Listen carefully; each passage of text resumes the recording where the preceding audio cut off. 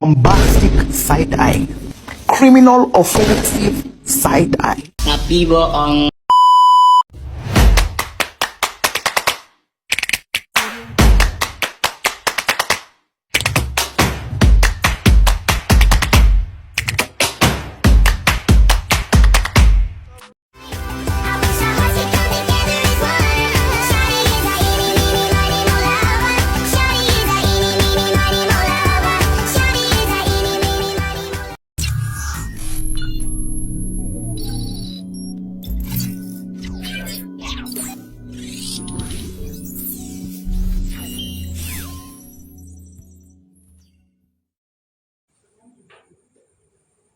Assalamualaikum warahmatullahi wabarakatuh.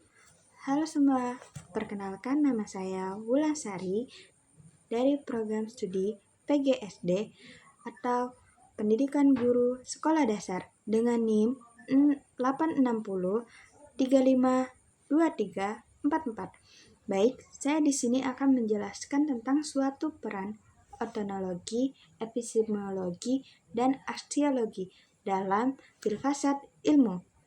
Yuk, kita simak videonya. Baik, saya akan menjawab pertanyaan tersebut dan sekaligus menjelaskan dari pertanyaan-pertanyaan tersebut. Adapun makna pilar dalam konteks pendidikan, yaitu pilar pendidikan adalah dasar fondasi atau prinsip utama yang menjadi penopang yang penguat seluruh sistem, proses, dan tujuan pendidikan. Ia berfungsi sebagai acuan yang menentukan arah, nilai, dan cara pendidikan dilaksanakan agar pendidikan tidak kehilangan arah dan mampu berbentuk manusia yang berkualitas, berkarakter, dan bermanfaat. Tanpa pilar yang jelas dan kokoh, pendidikan hanya menjadi serangkaian kegiatan tanpa makna dan tujuan yang mendasar.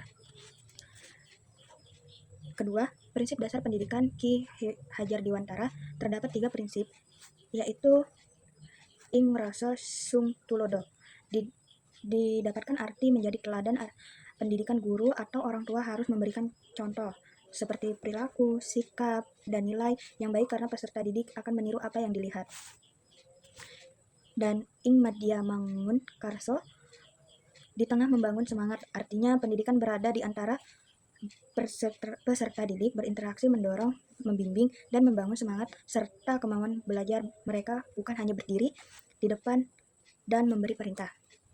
Yang terakhir, Tut Wuri Handayani, di belakang memberi dorongan. Artinya apa sih? Artinya ketika peristiwa didik sudah mampu berjalan berdiri, pendidikan tidak lagi mitete, melainkan berada di belakang memberikan dukungan, kepercayaan, dan dorongan mereka bisa berkembang mandiri dan berkreasi. Dari 3 prinsip tersebut, ini tidak berdiri sendiri ya, melainkan berjalan beriringan dalam satu proses pendidikan yang sangat utuh, dari memberi contoh hingga membangun semangat dan mendirikan peserta didik. 3. Referensi dan tantangan di area digital. Ini masih termasuk dari pertanyaan kedua. Relevansinya yaitu ing rasa sung tuludo, sang relevan di area digital. Guru dan pendidikan tidak hanya memberi contoh di ruang kelas, tidak juga dalam perilaku bermedia sosial, cara berpikir kritis, dan cara menyaring informasi. Peserta didik sangat mudah untuk meniru apa yang mereka lihat dan di dalam dunia maya, sehingga keteladanan pendidik menjadi semakin penting. Lalu berikutnya ing madya magun karso, sangat cocok untuk pembelajaran daring dan kolaboratif.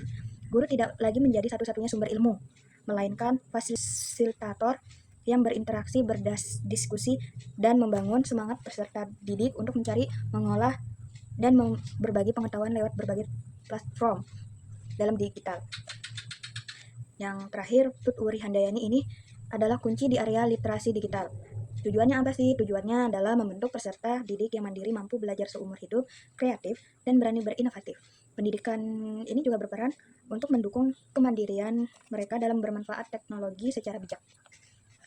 Adapun tantangannya, pembelajaran daring sepertinya, contohnya seiring kali mengurangi interaksi langsung, prinsip ing madya mangun karso sulit diterapkan jika komunikasi hanya satu arah atau jika akses teknologi tidak merata.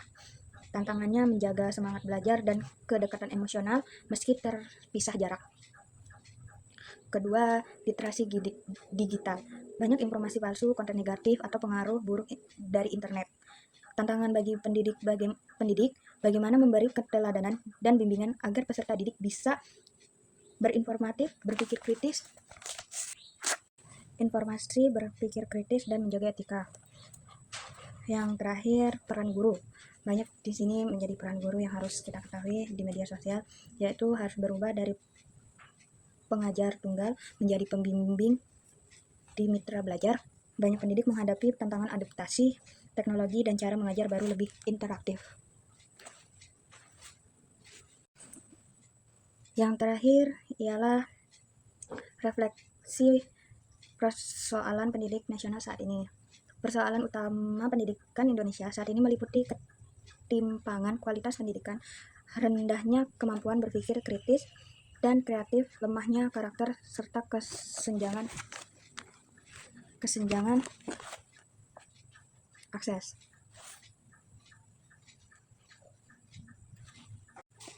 Yaitu seperti mengembalikan tujuan pendidikan bukan sekedar mengajar nilai atau ijazah, tapi membentuk manusia yang berbudaya, seperti berkarakter dan mandiri. Keteladan ing ngeraso. Keteladanan ini menjadi solusi atas krisis moral dan karakter. Lalu, mengubah pola pembelajaran dari pusat pada guru menjadi pusat pada peserta didik. Ing Madya dan Tutwuri, ini menjadi masalah rendahnya kemampuan kreativitas dan keberanian siswa karena mereka dilatih untuk aktif dan berinovatif. Yang terakhir, menyatukan kemampuan dan kemajuan teknologi dan nilai-nilai luhur. Di tengah kemajuan zaman, prinsip ini mengingatkan bahwa kita mendapatkan teknologi hanya alat, namun inti pendidikan tetaplah manusiawi, bimbingan kasih sayang, dan pembentukan jiwa. Dengan menerapkan pilar ini secara utuh, pendidikan nasional tidak hanya mencetak sebuah orang yang pintar secara akademik atau pandai teknologi, tapi juga manusia yang berbudi pekertinya luhur, mampu bersaing dan mencintai bangsanya sendiri.